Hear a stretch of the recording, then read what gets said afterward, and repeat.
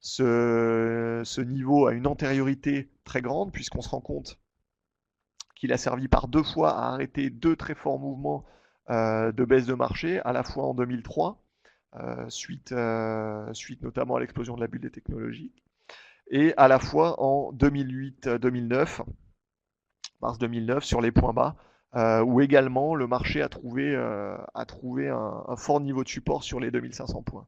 Donc il y a le niveau psychologique, 2500, l'antériorité et également l'amplitude des rebonds, puisqu'on voit qu'à chaque fois, la réaction était très vive, très importante sur le niveau à l'approche du niveau des 2500 points. Donc très clairement, on peut considérer que les investisseurs garderont ce niveau, gardent ce niveau des 2500 points en mémoire, et que c'est un niveau qui sera effectivement forcément très surveillé dans les mois et les années à venir.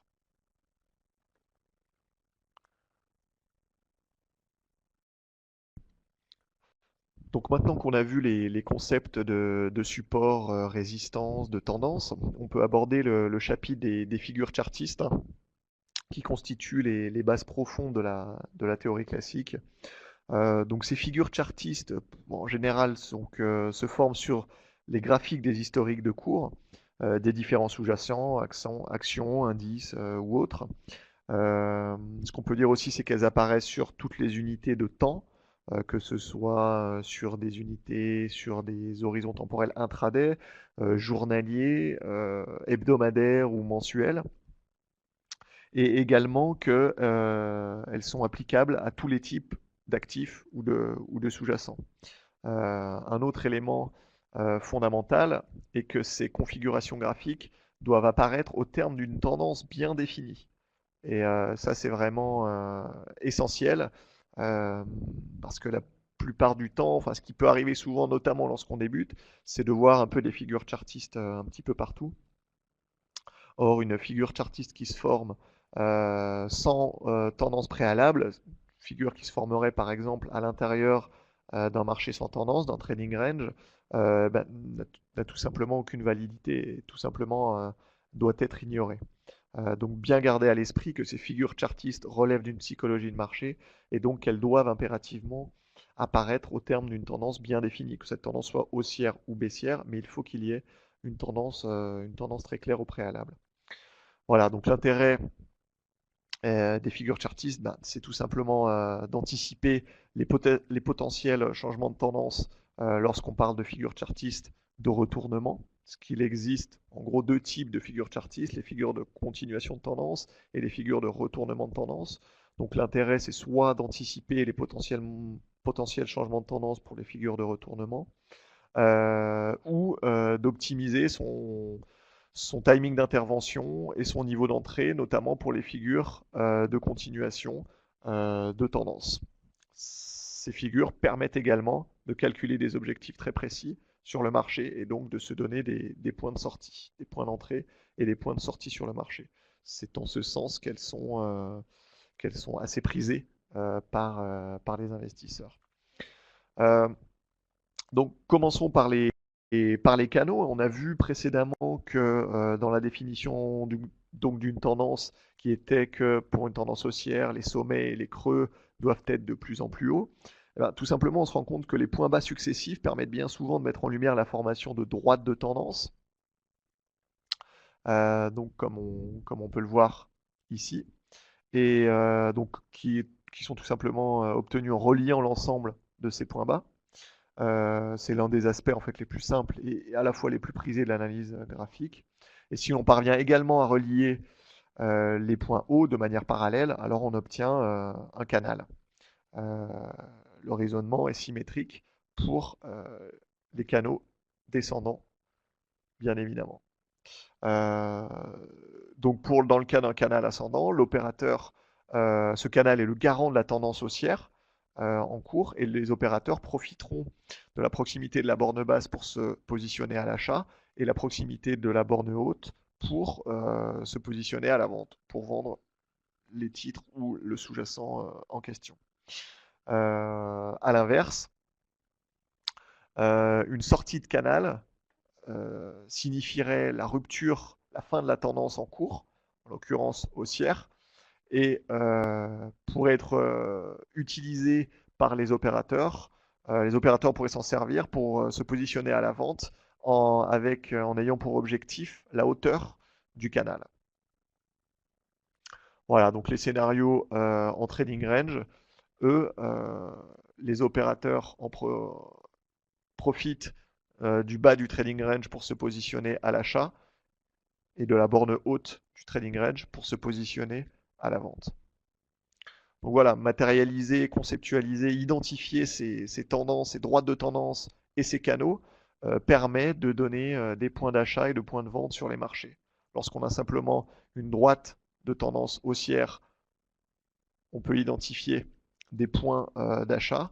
Lorsqu'on peut avoir la chance de former, que les cours forment un canal, on peut également avoir des points de sortie beaucoup plus précis des points de vente. Et en cas de rupture du canal, on peut calculer les objectifs en reportant la hauteur du canal.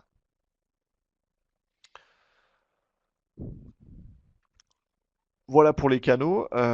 Donc les figures de continuation, on va maintenant aborder proprement parler les figures chartistes de continuation. Je vous disais qu'il y a deux types de figures chartistes, les figures chartistes de continuation de tendance et les figures chartistes de renversement de tendance.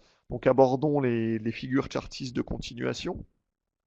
Donc elles apparaissent au cœur d'une tendance, je le répète, mais c'est vraiment la base. Il faut qu'il y ait une tendance au préalable pour que la figure ait une validité. Ces figures classiques font en fait beaucoup plus appel à la simple notion de support et de résistance que vraiment de psychologie de marché. Il n'y a pas de changement majeur dans le processus de développement des creux et des sommets.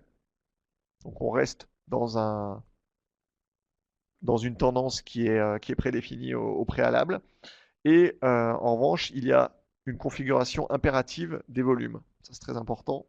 L'interprétation globalement d'une figure chartiste doit être validée par les volumes. C'est vraiment un indicateur prépondérant pour valider ou non la figure.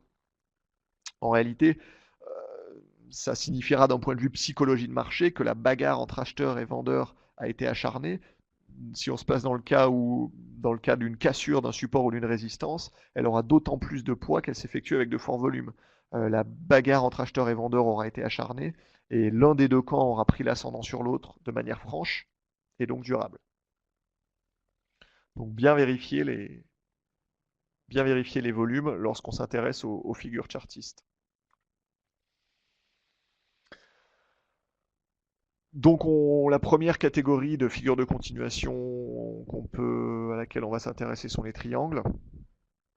Donc voilà, je vous ai expliqué en gros la principale psychologie de marché, ce sont des phases d'attentisme. Donc les triangles représentent en fait des phases de consolidation de marché qui cherchent son sens ou se reposent avant de reprendre la tendance initiale. Donc les cours, comme vous pouvez le voir, oscillent en réalité sans avoir de réelle tendance, oscillent entre une droite de support et une droite de résistance, et cette oscillation témoigne de la phase d'incertitude. Donc la rupture de la borne haute dans le cas d'un triangle ascendant valide la figure et on a comme objectif le report de la bouche de la figure situé ici et on obtient ainsi le report, l'objectif du triangle ascendant. Le raisonnement est symétrique pour les triangles descendants, donc avec la phase d'incertitude matérialisée entre l'oblique baissière et la droite horizontale, droite de support horizontale. La cassure du support provoque la validation de la figure et on obtient l'objectif, qui sera dans ce cas-là un objectif statique, puisqu'on reportera la hauteur du triangle pour obtenir l'objectif de la figure. La situation pour les triangles symétriques est un petit peu différente. Déjà parce que ces figures, les triangles symétriques, sont plus des phases où le marché cherche son sens, plutôt que vraiment des phases où le marché est dans une pause et va reprendre la tendance de fond. Donc en termes de probabilité de sortie, elle est beaucoup moins importante. Et donc ces triangles symétriques, en revanche, lorsque la sortie est effectuée, lorsqu'ils sont validés, les objectifs, ils permettent d'avoir des objectifs dynamiques, puisque à ce moment-là, on reporte la borne opposée du triangle, qui se situe ici, qui nous donne ainsi un objectif dynamique, puisqu'on créera ensuite, on aura la formation d'un canal et qui nous permettra d'avoir la création de zones de vente et d'achat successifs. Pour les drapeaux, autres figures de continuation de tendance, d'un point de vue psychologie de marché, c'est à peu près la même chose, hein. On est là dans des phases où le marché se repose, reprend son souffle avant de reprendre la tendance initiale. Donc on a le drapeau est constitué de ce qu'on appelle un mât, qui constitue en réalité la tendance de fond. Donc pour un drapeau haussier, la tendance de fond doit être haussière. Pour un drapeau baissier, la tendance de fond doit être baissière. La phase d'incertitude est matérialisée dans un canal descendant dans le cas d'un drapeau haussier et d'un canal ascendant dans le cas d'un drapeau baissier. De la même manière que les triangles, la figure est validée en cassure du canal de consolidation et on obtient un objectif qui est représenté par la hauteur du mât. L'objectif est calculé, pardon, reportant la hauteur du mât au point de sortie, au point d'accélération. Voilà pour les drapeaux. Donc c'est grosso modo les deux figures majeures de continuation de tendance. Il en existe d'autres. Je ne vais pas m'y attarder aujourd'hui, mais retenez triangle et drapeau.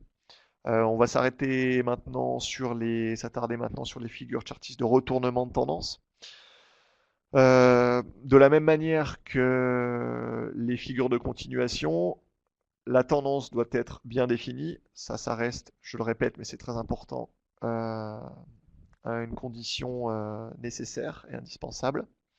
À l'inverse d'une figure chartiste de continuation, là, on essaie d'anticiper les retournements de tendance. C'est pourquoi ces figures sont assez prisées sur les marchés, puisqu'elles permettent, puisque c'est un atout précieux en réalité pour tout investisseur de se faire, de prévoir un retournement de marché. En réalité, il est souvent assez facile de définir ou d'appréhender la tendance d'un marché. En revanche, arriver à anticiper une fin de tendance est souvent beaucoup plus difficile.